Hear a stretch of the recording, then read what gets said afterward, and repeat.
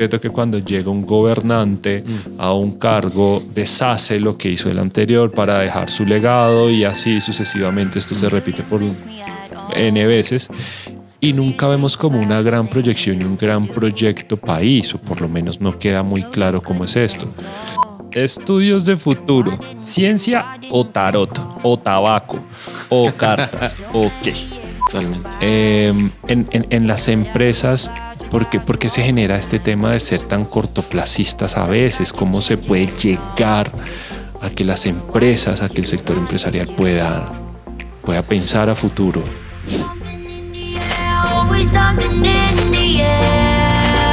Hola a todos, bienvenidos a otro episodio de Para Nadie es un Secreto. Tenemos hoy a un súper invitado. Todos nuestros invitados en este podcast, video podcast, son súper invitados.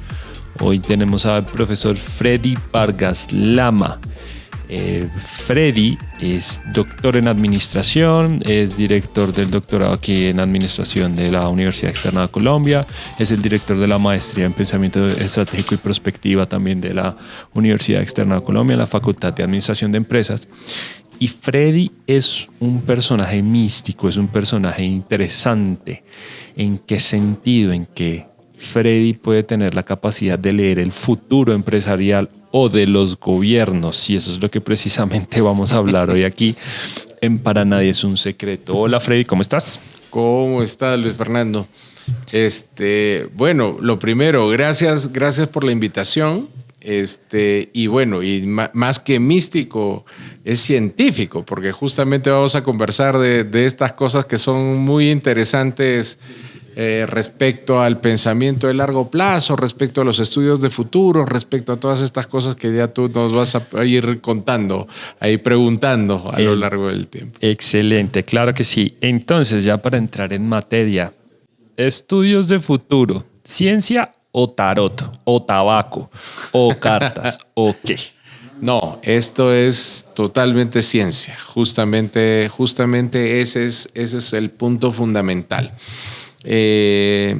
Tu pregunta, la pregunta inicial que nos hacías, la que nos hacías hace unos días, si es que esto de aquí realmente es científico o es un poco, tiene un poco de esta mística que se buscaba desde el adivinar el futuro.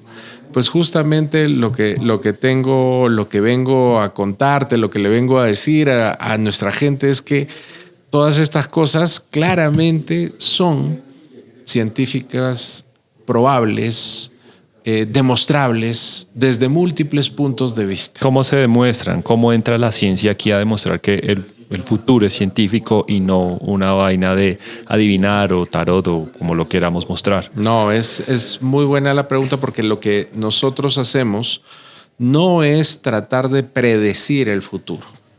Nosotros lo que hacemos es determinar por medio de la ciencia y por medio de la evidencia desde hace 70 años desarrollada por métodos científicos, cuáles son los comportamientos posibles de futuro que se tienen. Solamente las posibilidades que tenemos sobre el futuro. Pero cuando analizamos las posibilidades del futuro, nosotros somos capaces de determinar posibles trayectorias, posibles escenarios de futuro. ¿Para qué hacemos esto? Lo hacemos para nosotros poder tomar hoy en día decisiones respecto a estas posibilidades. Ahora tú me preguntarás, ¿y de dónde viene esto, esta información que nosotros usamos, esta información científica que usamos para poder ver posibles trayectorias y escenarios de futuro? ¿Cómo hacen para seleccionar esos atributos? Toda esa información viene de una cosa muy interesante que se llama señales de futuro. Señales de futuro. Y las señales de futuro tienen toda una ciencia detrás a la vez. ¿Y cuál es esa ciencia detrás de las señales? Eso suena muy señales de las estrellitas, ovnis mandando código Morse. ¿Cómo es? Eso parece que fuese, pero en realidad es algo mucho más sencillo y aterrizado para nuestra gente, para los que nos están viendo y escuchando. Esto es el poder entender cuál es la evolución posible de algunos elementos que existen en el planeta y ver qué cosa es lo que pueden proyectar a lo largo del tiempo estas trayectorias, que en uno de los tipos se llaman patrones o tendencias, pero en otro de los grandes tipos, de acuerdo a la Escuela Finesa de Futuro, se llaman disrupciones. Estos cambios profundos que se pueden dar y que nosotros en algunos casos podemos anticipar. O sea, estas disrupciones se pueden anticipar. En algunos casos sí. ¿Cómo se pueden anticipar? Justamente haciendo un análisis ordenado sobre los riesgos posibles o los cambios posibles que se pueden dar a futuro. Uno de estos tipos de disrupciones, o sea, un conjunto de estas disrupciones sí se puede anticipar. Por ejemplo, unas que se llaman señales débiles. Cosas que hoy en día son muy pequeñitas, pero que sabemos que en el mediano, en el largo plazo van a ser grandes, van a ser muy potentes. Eso, por ejemplo, es lo que hace hoy en día empresas, por ejemplo, del mundo de la moda.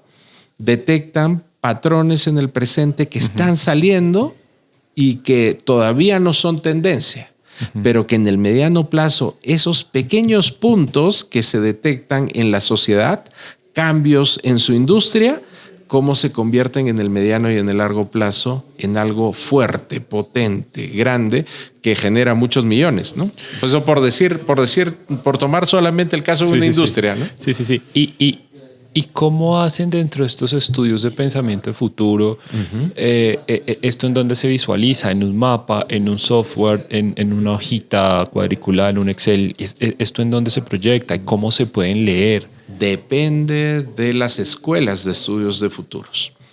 Es que lo que pasa, Luis Fernando, es que dentro de la ciencia, y yo te estoy hablando, todo lo que te estoy hablando es dentro de la ciencia. Dentro de la ciencia existen al menos 4 grandes ramas dentro de los estudios de futuros.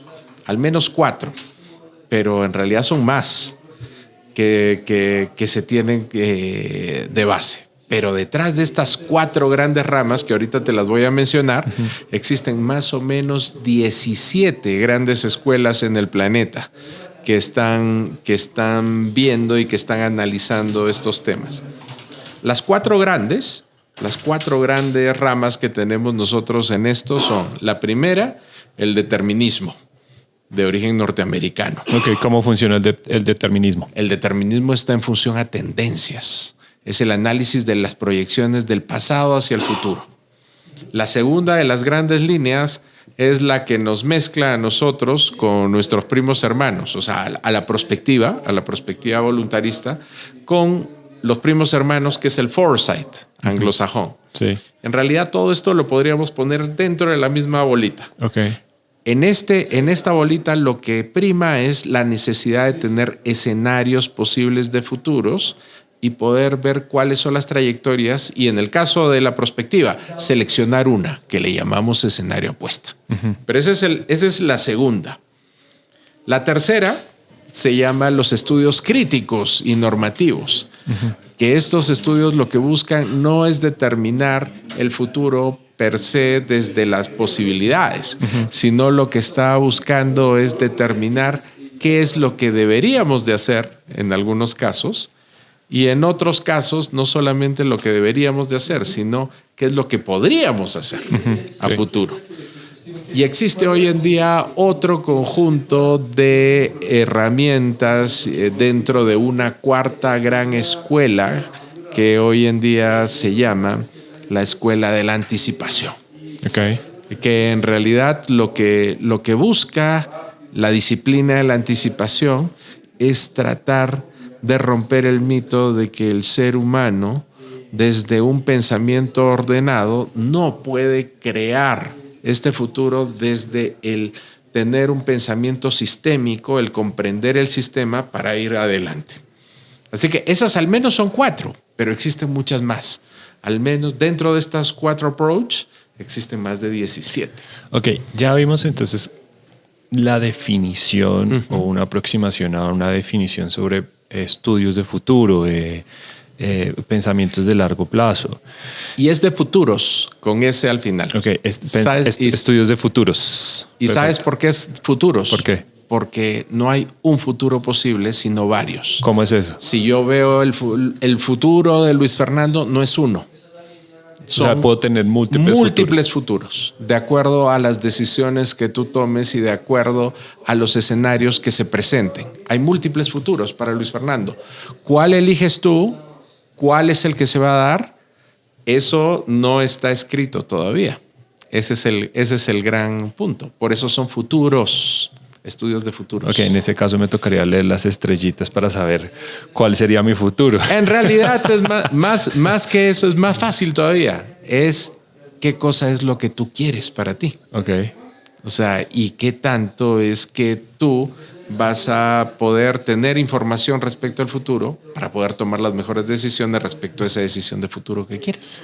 Ok, listo. Entonces ya vimos como unas aproximaciones a lo que puede llegar a ser una definición de estudios de futuro. Ahora, futuros, ojo. Ahora, esto aplicado a empresas. O sea, las empresas, ¿cómo pueden llegar a acceder a estos estudios de futuros? Porque para nadie es un secreto que Latinoamérica es una región cortoplacista, si lo podemos llamar así, sí, que solamente pensamos en el día de mañana, por mucho hoy, y si nos alcanza el tiempo, podemos alcanzar a pensar en mañana y ya. Y lo que vemos, por ejemplo, es que también en políticas de estudios de futuros, para nadie es un secreto que cuando llega un gobernante a un cargo, deshace lo que hizo el anterior para dejar su legado y así sucesivamente. Esto se repite por N veces. Y nunca vemos como una gran proyección y un gran proyecto país, o por lo menos no queda muy claro cómo es esto. Totalmente. En las empresas, ¿por qué se genera este tema de ser tan cortoplacistas a veces? ¿Cómo se puede llegar a que las empresas, a que el sector empresarial pueda pensar a futuro? Tú sabes que yo en eso soy medianamente optimista. Yo creo que sí, en el mediano plazo, muchas empresas en Latinoamérica se van a dar cuenta de la importancia de esto. Se están comenzando a dar cuenta de esto. Si bien históricamente hemos sido una región que ha pensado muy poco en el corto plazo, hoy en día ya en el largo plazo. Perdón. Sí. Es que no, es que es en el corto plazo porque nosotros, es que eso no lo he dicho adicionalmente. Caray. Es en el corto plazo porque nosotros ni siquiera pensamos en el corto plazo, pensamos en lo inmediato, que es más pequeño todavía que el corto plazo. Ok, pensamos en el ahora. Sí. Ya. Sí, es que, perdón, eso no lo expliqué. Es largo plazo, mediano plazo, corto plazo, inmediato, lo inmediato. Okay. Y el tema es que nosotros no sufrimos de cortoplacismo, sufrimos de inmediatismo, que es más reducido todavía que el corto plazo. Hoy en día, la mayor parte de las empresas piensan en corto plazo. No piensan en mediano ni en largo plazo. Ya superaron al menos la etapa de lo inmediato, que es lo que comúnmente tenemos en Latinoamérica, y han ido al segundo nivel. Pero el tema es que con esto no nos basta. Estamos muy lejos de lo que necesitamos, porque pensar en mediano y largo plazo es lo que hacen todas las empresas top del mundo. Corto plazo en tiempo, ¿cuánto es? Abuelo de pájaros, si se puede dar una cifra. ¿Cuánto es corto plazo? Dependiendo del sector y dependiendo del fenómeno, corto plazo puede ser aproximadamente hasta 1 o 2 años, okay, dependiendo de lo que nosotros hacemos. Ahora entiendes por qué te digo que lo inmediato es lo que nos consume. Sí. No estamos en ese nivel. Estamos en el día a día, en las decisiones de un día, 2 días, una semana, un mes, el próximo trimestre. Y que, eso es lo inmediato. Y que dentro de una organización muchas veces se trabaja para resolver los chicharrones o tocinos del día a día y no hay tiempo para la planeación estratégica ni para ejecutar la estrategia. Esas son las cosas inmediatas que nos consumen. Okay. Las cosas inmediatas nos consumen por las urgencias. Sí. ¿Me entiendes? Además porque todo es urgente. Totalmente. Y el tema es que el ser humano, cuando se ve enfrentado a dilemas de toma de decisiones, desde la urgencia, ¿qué es lo que va a tomar? Lo urgente. Sí. No va a tomar lo importante. Sí. ¿Me entiendes? Pero bueno, estábamos en que Salimos en este dilema que estamos entre lo inmediato y lo del corto plazo, nos estamos olvidando de la otra parte, Sí. del mediano y del largo plazo. ¿Qué cosa es lo que sucede? Las empresas más grandes del mundo, las más exitosas, las de los sectores que están transformando hoy en día todo, todas piensan acá. Todas piensan en mediano y largo plazo. Todas. Ok. Si nosotros pensamos en cualquiera de las 10 empresas más importantes del mundo de la transformación digital que se te puedan ocurrir, todas tienen esto, 10 de 10.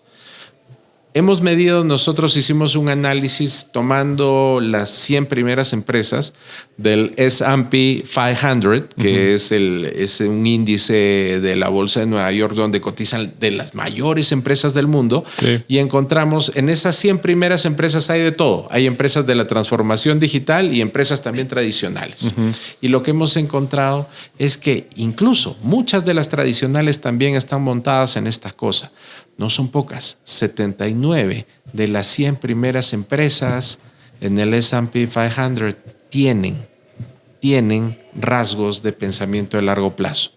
En muchos casos nosotros conocemos que no solamente tienen rasgos, sino que tienen equipos montados específicos sobre este tema con alguien dependiendo del CEO directamente. Por ejemplo, empresas que todos conocen de la gente que nos está escuchando. Por ejemplo, Google.